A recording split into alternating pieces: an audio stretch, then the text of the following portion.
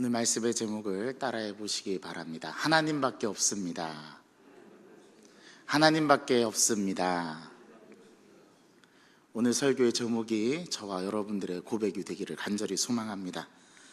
오늘 신명기 32장 37절에서 44절은 모세의 노래 중에 가장 끝부분에 해당되는 말씀입니다. 이것을 다른 말로 얘기하면 모세의 노래의 결론이라고 말씀드릴 수 있습니다. 왜 노래라고 부르는가 하면 일반 글의 형태가 아니라 들여쓰기가 되어 있어서 노래의 형식으로 되어 있기 때문에 이것을 모세의 노래라고 부릅니다. 형식은 노래라고 하지만 그 내용은 실상 이스라엘 백성들에게 가르쳐 주시는 하나님의 경고와 또 권면에 더 가깝습니다. 여러분 상상해 보십시오. 꿈에 그리던 땅을 이제 눈앞에 두고 있습니다. 멀리서 바라보면 그 땅이 보입니다.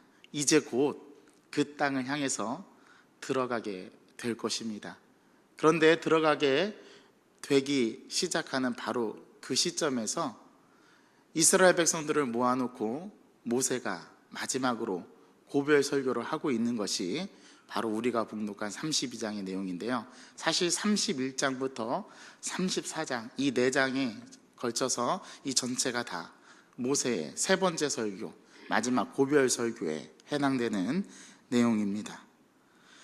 이렇게 하나님께서 약속하신 그 땅을 향해서 애굽을 탈출해서 1년을 하루같이 약 40년을 돌아서 드디어 요단 동편까지 왔습니다. 수많은 어려움도 만나고 수많은 외부의 적들의 위협도 있었습니다. 광야의 혹독한 더위와 또 추위가 이스라엘 백성들에게 커다란 걸림돌이 되기도 했죠. 그런데 40년이 지나서 이제 드디어 하나님께서 약속해 주신 땅, 먼 그 선조 아브라함부터 이삭과 야곱을 거쳐서 이스라엘 백성들 약 60만이 넘는 모든 수를 다 남자와 여자와 또 노약자들과 어린아이들을 다 합하면 200만 명이 훨씬 넘는 그들을 이끌어내신 그 하나님이 이제 약속의 땅, 드디어 가나안 땅을 향해서 나아가게 되는데 그 마지막에 이러한 노래로 이스라엘 백성들을 가르친다는 것은 사뭇 뭔가 좀 의미가 다른 것 같습니다.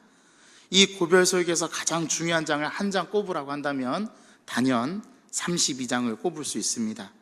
고별 설교는 마지막으로 하는 설교가 고별 설교이지 않습니까? 이제 모세는 죽음을 눈앞에 두고 있고 이제 후계자를 여호수아로 세운 그 상황에서 이제 모세가 마지막 이스라엘 백성들을 향해서 권면과 또 경고를 하고 있는 내용이 오늘 우리가 봉독한 내용의 말씀입니다. 신명기를 관통하는 하나의 주제가 있습니다.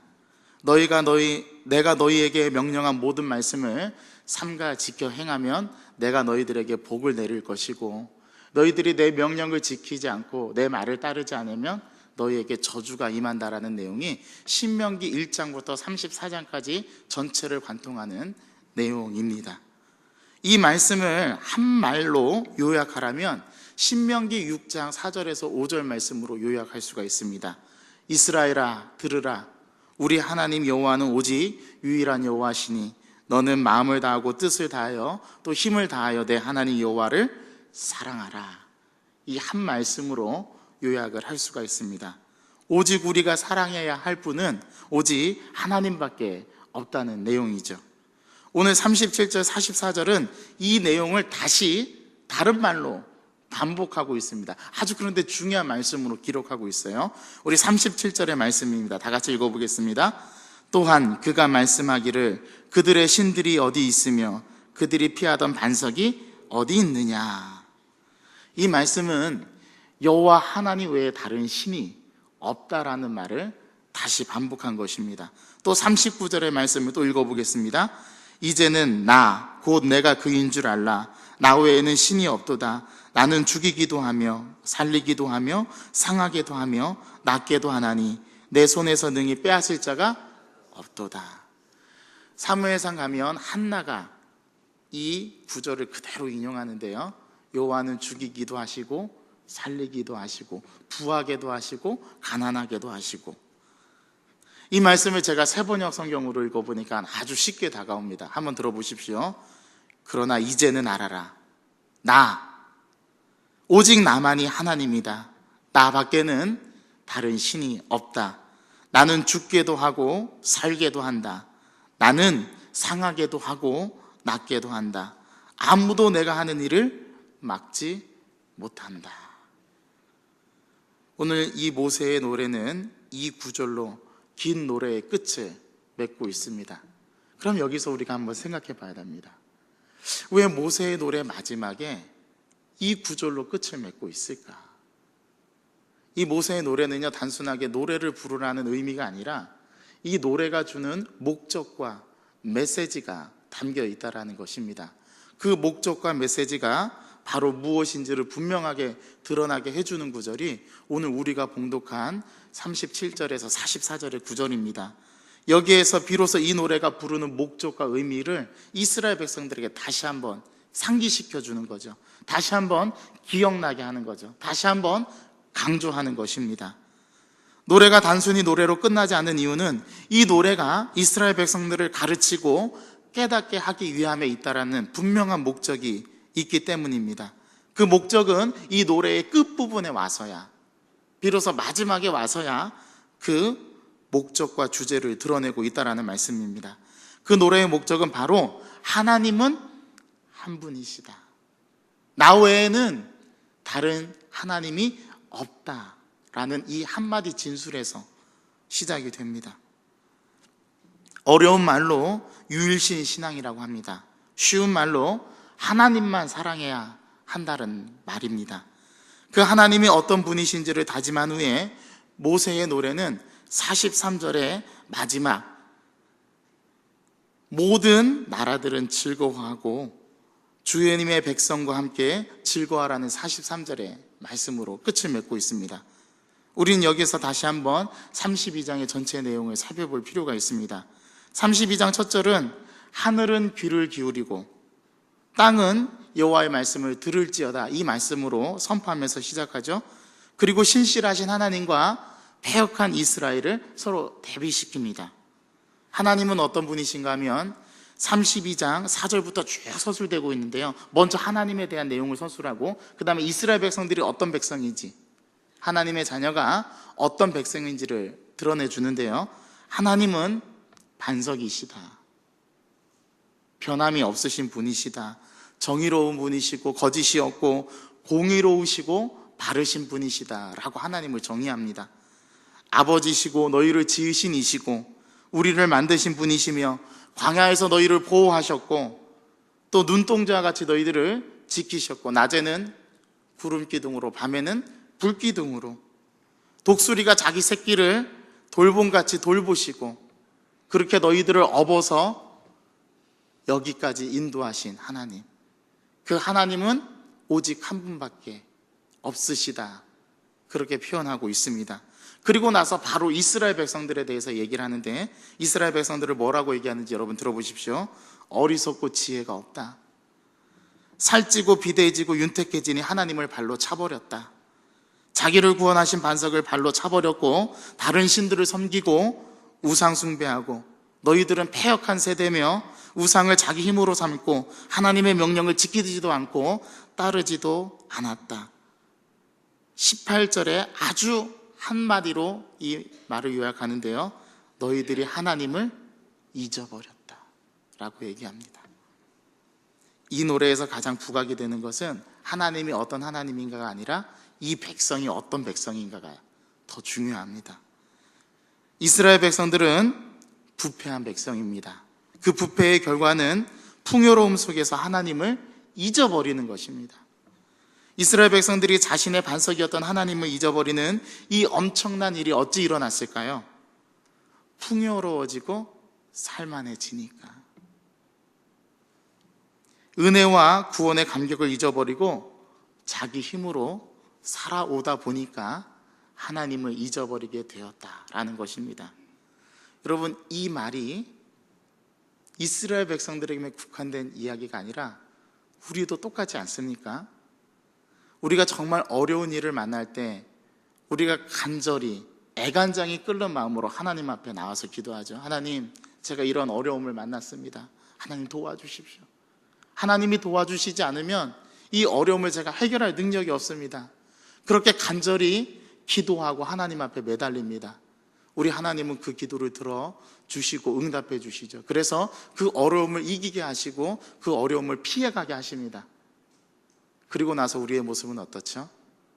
그렇게 애간장이 끓고 마음을 조아리면서 하나님 앞에 간절히 기도했던 모습은 사라지고 이제 그 일이 내 눈앞에 없어지니까, 이제 내가 살만하니까 하나님 앞에 그렇게 간절함으로 애간장이 끓는 마음으로 기도하는 모습은 사라집니다.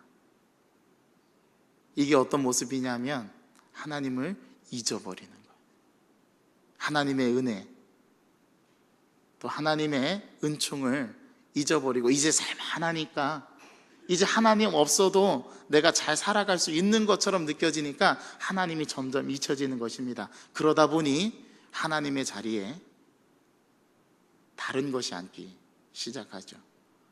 부가 앉기도 하고, 명예가 앉기도 하고, 물질이 앉기도 하고, 자녀가 앉기도 하고, 나의 성공이 앉기도 하고, 그러면서 하나님을 잊어버리는 모습이 우리의 모습 아닌가요? 오늘 이스라엘 백성들의 모습은 비단 우리의 모습을 그대로 보여줍니다. 오늘 모세가 이 노래를 가르치면서 말하는 부분이 우리에게 말씀하고 있는 것입니다. 그러나 이 가르침은 여기서 끝나는 것이 아니라 사실 소망으로 이어지고 있습니다. 이 노래의 처음 부분이 얼마나 이스라엘 백성들의 부패를 보여주는가 하면 이 노래의 후반부에는 얼마나 하나님의 은혜가 큰지를 보여줍니다. 사람의 허물을 용서하시는 하나님의 모습이 보여지죠. 그래서 자기 백성을 끝까지 하나님을 배반하고 불평하고 원망해도 그들을 끝까지 하나님께서 가나안 땅으로 인도해 가시지 않습니까? 이 하나님의 은혜가 얼마나 큰지를 보여줍니다. 사람의 허물을 용서하시는 하나님의 모습, 이 모습은요, 사람이 하나님께 보인 부패의 모습에서 하나님이 베푸시는 은총의 모습이 얼마나 큰가를 보여줍니다. 사람의 죄보다 더 큰 것은 하나님의 은총이죠. 심판보다 더 큰 것은 하나님의 용서하심입니다. 이 하나님의 은혜로우심과 하나님의 용서하심이 이 이스라엘 백성의 부패를 모두 다 덮어버리는 거죠. 그래서 이스라엘 백성들을 다시 하나님께서 자기 백성으로 삼으시고 인도해 가시는 것이 아니겠습니까? 여러분, 32장에서 모세와 여호수아의 노래가 이스라엘 백성을 왜 가르치고 있는지 이제 이해되시겠죠? 이스라엘 백성들이 430년간 바로의 압제와 어두움의 가운데 있지 않았습니까? 하나님께서 모세라는 인물을 선택하셔서 그 이스라엘 백성을 바로의 압제와 또 어두움에서 해방시키시고 애굽을 탈출하도록 이끌어내시죠. 이게 구원이지 않습니까? 바로의 압제와 그 어두움에서 그들을 건져내서 하나님께서 약속하신 땅으로 인도해 가는 것, 그 자체가 구원입니다. 그리고 하나님의 백성으로 이스라엘 백성들을 삼아주셨죠. 이것이 구원의 은혜와 하나님의 은총이 아닙니까? 근데 더 놀라운 것은 그들에게 6월절의 어린 양의 사건을 통해서 애굽에서 어떻게 나오게 하셨는지를 두 눈으로 보여주셨다라는 거죠. 홍해를 가르시고요, 하늘에서 양식을 내려주시고, 물이 없으니까 반석에서 물을 내시고, 그렇게 하나님의 은혜와 또 하나님의 사랑으로 이스라엘 백성들을 인도해 내셨습니다. 근데 이스라엘 백성들은 어떻게 했죠?